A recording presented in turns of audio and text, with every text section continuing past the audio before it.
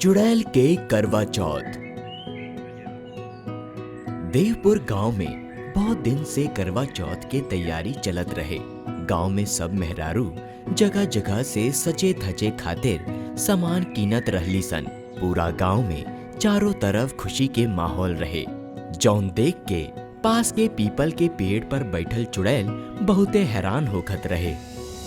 अरे ये औरत सब कौना त्योहार के तैयारी कर रहल बारी सन? ऐसन कह के वो चुड़ैल इंसानी रूप ले लेलक और मेहरारू सबके बीच में जाके बैठ गई।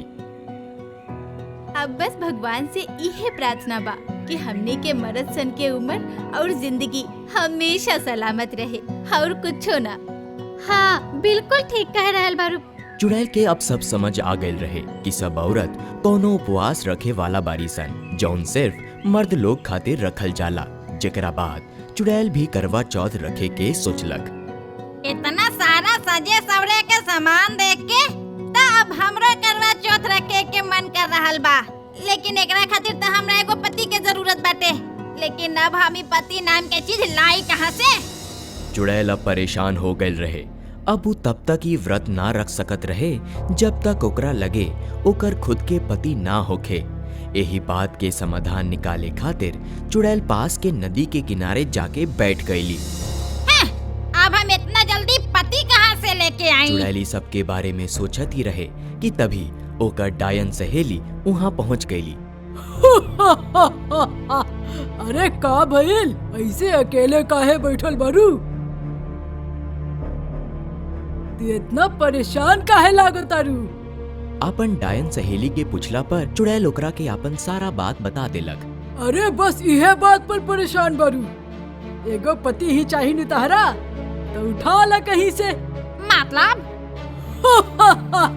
अरे और न तका, अपन चुड़ैल होके के ताकत का इस्तेमाल करो। हमरा अभी कुछ समझ नहीं के आवत।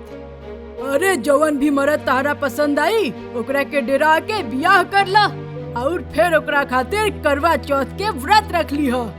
वैसे बात तो सही कर रहल बारू, पर हम ओकरा से बियाह कैसे करें? हम तो मंदिर में प्रवेश ना कर सकेनी। अरे जेकरा से भी बियाह करे के बा तू ओकरा के हमरा लगे ले आइहा।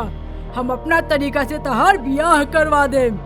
ऐसन कह के डायन वहाँ से चल गई और कुछ समय बाद वहाँ नदी के पास आवे जाए वाला सब मर्द पर चुड़ैल नजर गड़ा के देखे लागल।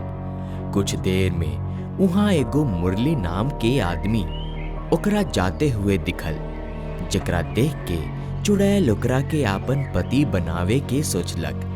सांझ हो गइल रहे, जेकरा बाद चुड़ैल वैसे ही आपन असली रूप में ओकरा सामने चल गई।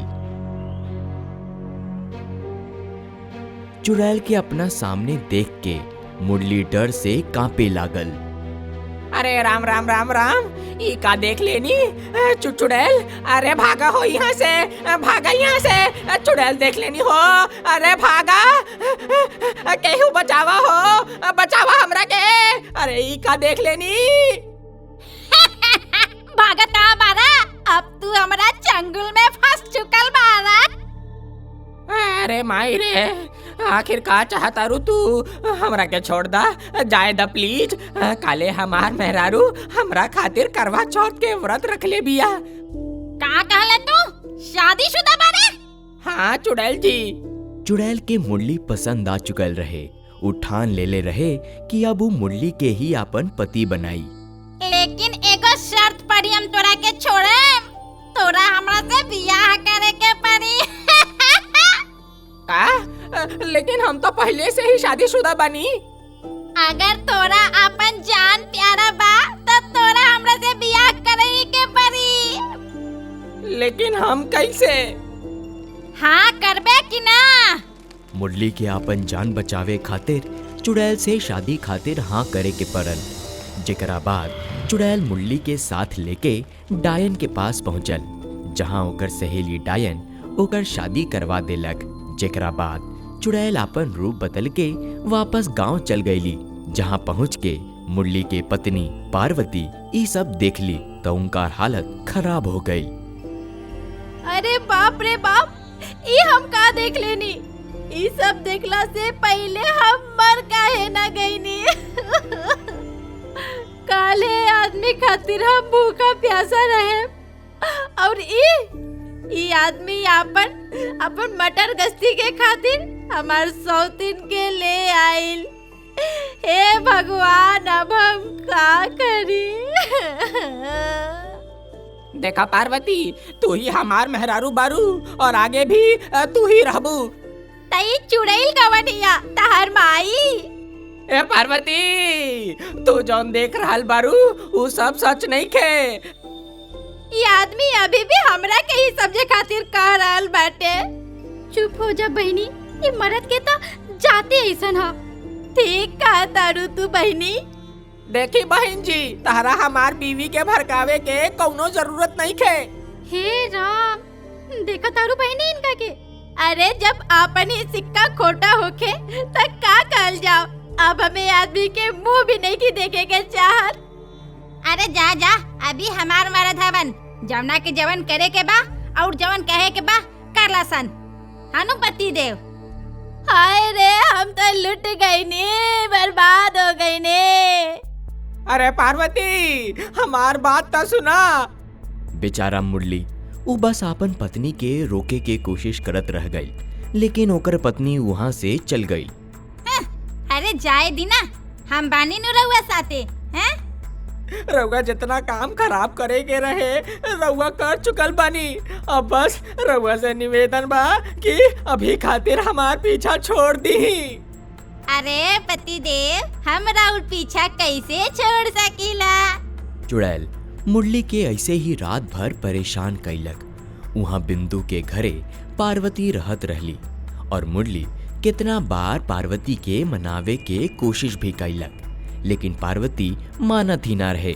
जेकरा बाद बिंदु और ओकर पति मुरली पर सरल टमाटर फेंकल शुरू कर देलन सन। वहाँ अगला दिन सब केहू करवा चौथ के व्रत के शुरुआत कर देले रहे। पार्वती भी रूखा सूखा मन से व्रत रखली। सब औरत दुल्हन जैसन सजल रहली सन। वहाँ चुड़ैल भी खुद के लाल रंग के जोड़ा में तैयार कर लेले रहे और सब केहू चांद के इंतजार करत रहे। अरे हमार पति कहाँ गईलन? अरे इनका आप समझ काहे नहीं खियावत कि हम इनकर पत्नी है। अहाँ। देखा पार्वती, हमार विश्वास करा। यहाँ से जाइबा कि ना, या आपके बार भी पिछला बार की तरह चप्पल से मारी। अरे का कर रहल बारू? अरे पार्वती, हमरा के छोड़ दा। अरे आप छोड़ भी दा। जा यहाँ से, निकला। अपन शक्ल मत दिखाइए हमरा के। इनका के छुए के भी जरूरत नहीं खे। चली पति देव यहाँ से। अरे देवी जी, हम यहाँ से चल जाए। अरे चांद निकल गई हो, चांद निकल गई। अरे वाह, चांद निकल गई। चली चली पति देव, जल्दी से व्रत खोले के। अरे पार्वती, तू हो चला ना, तू हो तो व्रत रख ले बारू नु। हम भूखे मर जाएम, लेकिन तहार शक्ल देख के तो अपन व्रत बिल्कुल न खोलेम। अरे पार्वती। सब केहू आंगन में आपन आपन पति लोग के पूजा करके छन्नी से चांद के देख के आपन आपन व्रत खोल लेली। सब केहू के देख के चुड़ैल भी मुरली के पूजा करल शुरू कर देली। वहाँ दूसर तरफ पार्वती गुस्सा में लाल पीला होखल जात रहली, लेकिन पूजा के पवित्र रीति रिवाज के कैला से चुड़ैल अपना आप के असली रूप में आवे से रोक ना पवली और वहाँ चुड़ैल की असलियत सबके सामने आ गई।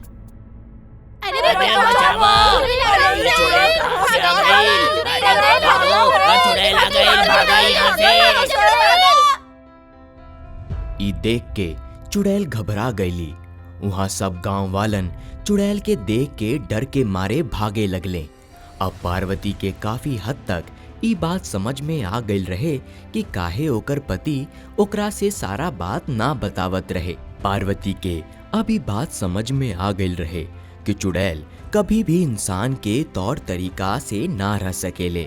यही से चुड़ैल से पीछा छुड़ावे खातिर पार्वती एगो चाल चलली। साचो में तो हमार पति एगो चुड़ैल के ही लेके आयल बारे। अब तू लोग एगो काम कर, जा और अपन जिंदगी साथ में बितावा। ले जा चुड़ैल जी, अब तू हमरा पति के ले जा सकेलू। हैं? ये का कह रहल बारू तू पार्वती? हैं? अब तू यही चुड़ैल के साथे रहा, हम तो चलनी अब। अरे पहले ही जिंदगी में क्या कम झंझट बाटे, यहाँ में इंसान जैसे मुसीबत के भी पाली। अरे हमरा तो बस करवा चौथ के व्रत रखे के रहे, असली में थोड़ी ना हमरा जिंदगी भर खातिर पति चाहिए। ना भाई ना, ई ना होई हमरा से, कुछ तो कर ही के पड़ी हमरा तो बस करवा चौथ के व्रत रखे के रहे। यही से हम मुरली से जबरदस्ती शादी कैनी। हमरा अपन गलती के एहसास हो गइल बा। हमरा जवन करे के रहे हम तो उ कर लेनी। अब हम वादा करते नहीं कि हम कभी भी तारा सामने ना आए। हाँ हम चलत नहीं, जाता नहीं हम। चुड़ैल सब केहू से अपन गलती के माफी मंगलक और वहां से चल गई। एक बार फिर अपन समझदारी से एगो पत्नी अपन पति के बुरा शक्ति से बचा ही लेलक। थोड़ा ही देर में सब कुछ ठीक हो गई और पार्वती पूजा करके अपन व्रत खोल ले ली और उ दिन से दोनों ही खुशी खुशी रहे लगले।